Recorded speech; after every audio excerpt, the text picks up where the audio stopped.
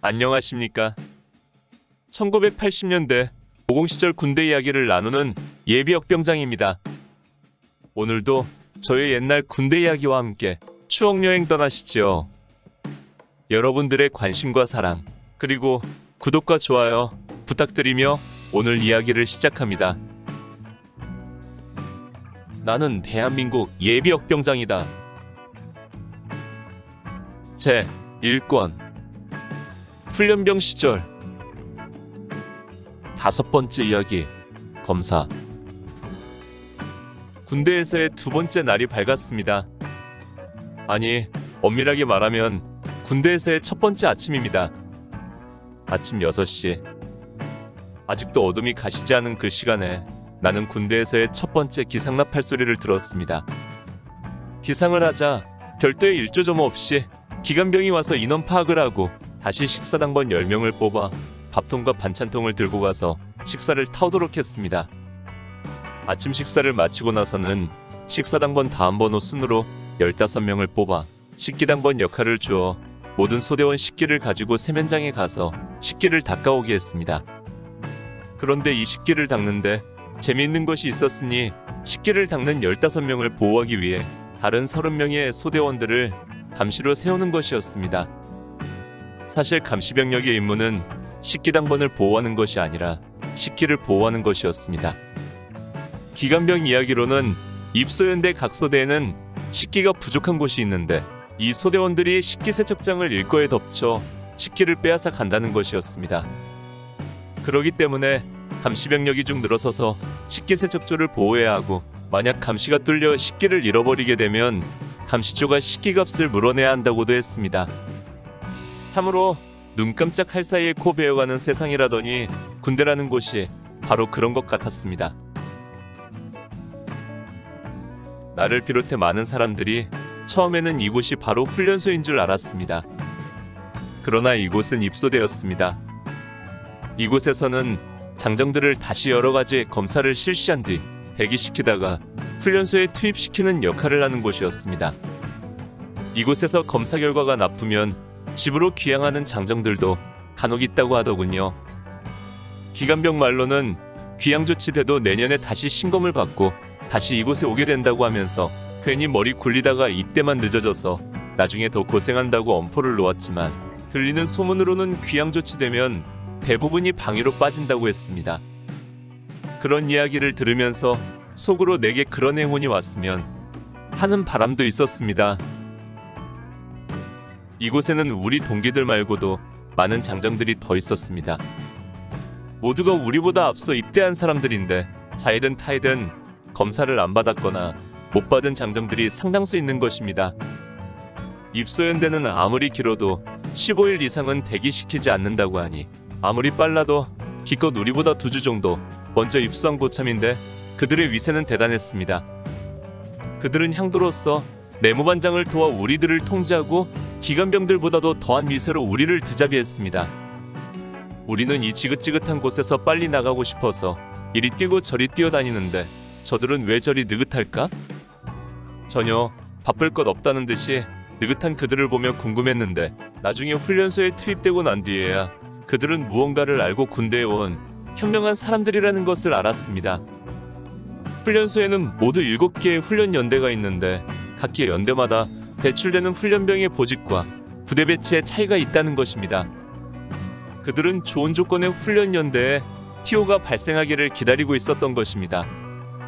군대의 기억자도 제대로 알지 못하는 우리들은 빨리 검사를 끝내고 훈련소에 투입되는 것이 마치 빨리 제대라도 하는 양 서둘러 다니면서 검사를 받았지만, 그들은 최대한 입소를 늦추면서 그나마 조금의 자유가 남아있는 장정 시절을 보내고 있었던 것입니다.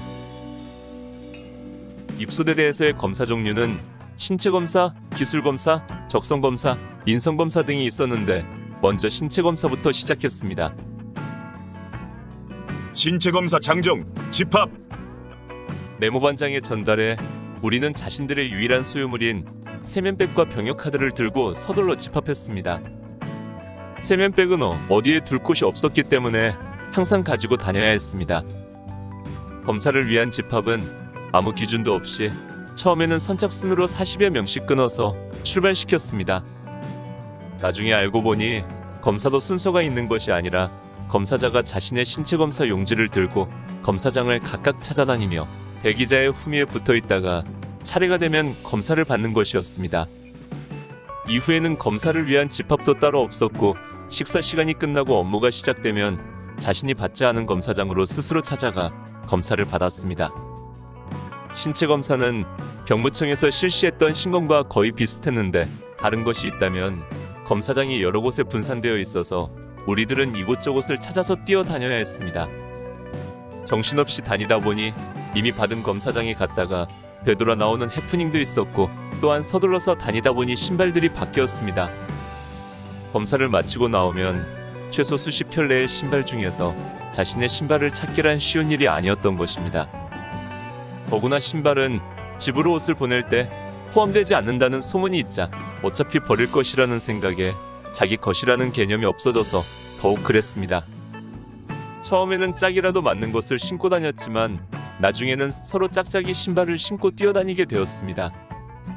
나도 저녁이 되어 네모반에 돌아와 보니 한쪽 발은 구두를 신고 다른 발은 하얀 운동화를 신고 있어서 실소가 나왔습니다. 개 중에는 그나마 신발을 아예 차지하지 못하고 맨발로 돌아온 사람도 있었습니다. 오전 검사는 11시 50분이 되자 끝났습니다. 어김없는 국방부 시계, 군인들은 우리가 아무리 길게 줄을 서 있어도 업무를 중단하고 위대한 짬밥을 먹으러 갔습니다. 그러면 우리도 네모반에 돌아와 식사당번을 조직하고 식사를 타오고 배식하고 밥 먹고 식기를 닦았습니다.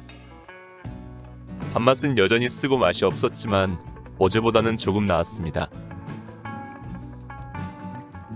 오후 업무 시작 나팔 소리를 들으면 다시 신체 검사장을 향해 달려갔습니다. 신체 검사는 그렇게 서둘렀음에도 다음날 오전까지 하루 한나절이 걸렸습니다. 신체 검사의 마지막 순서는 예방주사 접종이었는데 곤충같이 생긴 주사기는 한 번에 3가지가 주사된다고 했습니다. 이것 말고도 오른팔에 주사 한 대를 더 맞아서 무슨 주사인지도 모르는 4대의 주사를 맞았습니다. 오후부터는 기술검사와 적성검사를 받았습니다. 신체 검사를 완료한 사람 중에 특별한 기술이나 기능이 있는 사람이 받을 수 있기에 그리 번잡하지 않아서 검사장은 한가했습니다. 나는 보일러 학원을 잠시 다닌 경험이 있어서 공병 분야 보일러 기술 검사를 받았는데 검사관은 보일러 종류만 물어보고는 합격이라고 했습니다. 그러나 나중에 훈련을 마치고 군대 생활을 하면서 돌이켜보니 이곳에서의 기술 검사와 적성 검사는 면허증이나 자격증이 없는 나 같은 사람에게는 요식적인 순서에 지나지 않는 것 같았습니다. 적성 검사가 끝나자 기관병이 우리들을 모아서 인성검사장으로 데려갔습니다. 신검 때와 마찬가지로 정신감정을 위한 인성검사를 하는 것이었는데 모두 150문항에 OX 문제가 나와 있었습니다. 이 중에서 비정상적인 답이 몇 개 이상 나오면 정신감정을 받아야 한다고 시험관은 말했습니다. 문제는 출제자의 정신이 이상한 것이 아닌가 싶을 정도의 이상한 문제들로 채워져 있었습니다. 신검 받을 때 한 번 했던 검사지만 다시 시험지를 받아 읽어보니 어떤 때는 내가 헷갈릴 정도로 이상한 질문들이 가득했습니다. 인성검사의 결과는 답안지를 제출한 지 얼마 안 되어 나왔습니다. 우리들은 모두 정상적인 정신을 가지고 있다는 것이었습니다. 1980년 12월 10일 오후, 이로써 나는 입대한 지 이틀 만에 훈련소 입소에 필요한 모든 검사를 끝냈습니다. 열심히 뛰어다닌 결과로 빠른 시간 안에 모든 검사를 마친 것입니다. 인성검사를 마치고 나온 검사장 앞에서 검사를 완료했다는 완자 도장을 팔뚝에 받은 우리들은 이제 완전한 군인이라도 된 듯 아직도 검사를 받기 위해 뛰어다니는 장정들을 바라보았습니다. 오늘 추억여행에 함께 해주셔서 감사합니다. 다음 이야기를 기대해 주시고 구독과 좋아요 부탁드립니다. 항백